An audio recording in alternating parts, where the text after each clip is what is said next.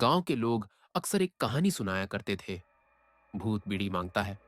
कोई कहता था कि उसने उसके दादा से मांगी, कोई कहता था कि चाचा से।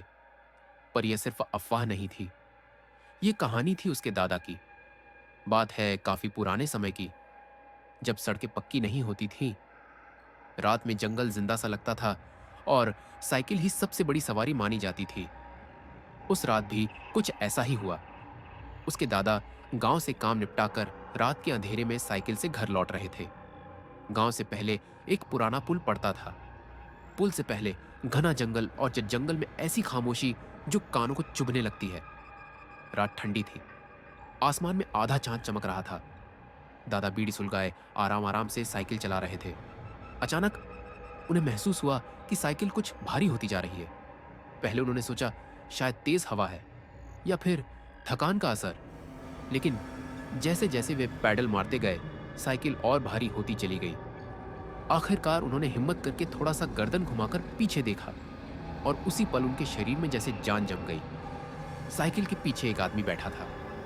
न आने की कोई आवाज, न चढ़ने का कोई एहसास, बस अचानक बैठा हुआ।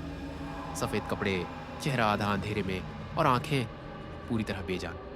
दादा घबराकर बोले, तुम कौन हो और मेरी साइकिल पर कैसे बैठ गए?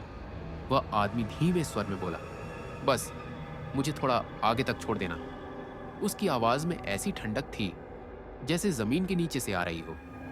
अजीब बात यह थी कि उस वक्त दादा ने ज्यादा सवाल नहीं किए, शायद इसलिए क्योंकि वे बीड़ी पी रहे थे और बुजुर्गों का मानना था कि आग और धुआं बुरी चीजों को दूर रखते हैं। साइकिल चलती रही। जंगल धीरे धीरे खत्म होने लगा और सामने वह पुल दिखाई देने लगा। पुल के बिल्कुल पास एक छोटा सा पुराना मंदिर था, जहां लोग रात में रुकने से बचते थे। जैसे ही दादा मंदिर के पास पहुंचे, अचानक एक भयानक आवाज गूंजी, आज तुझे सिर्फ तेरी इस बीड़ी ने बचा लिया। दादा ने झटके से पीछे मुड़कर देखा। साइकिल खाली थी।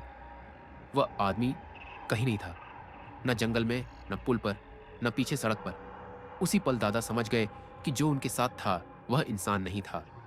डर इतना ज्यादा था कि उन्होंने न पीछे देखा, न साइकिल रोकी, न सांस ठीक से ली।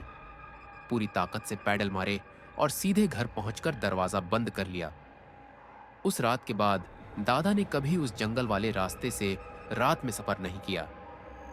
और आज भी उस गांव में लोग कहते हैं कि उस पुल के पास रात को कोई साइकिल पर लिफ्ट मांगता है, और अगर तुम्हारे हाथ में आग नहीं है तो शायद तुम घर तक पहुंच ही ना पाओ।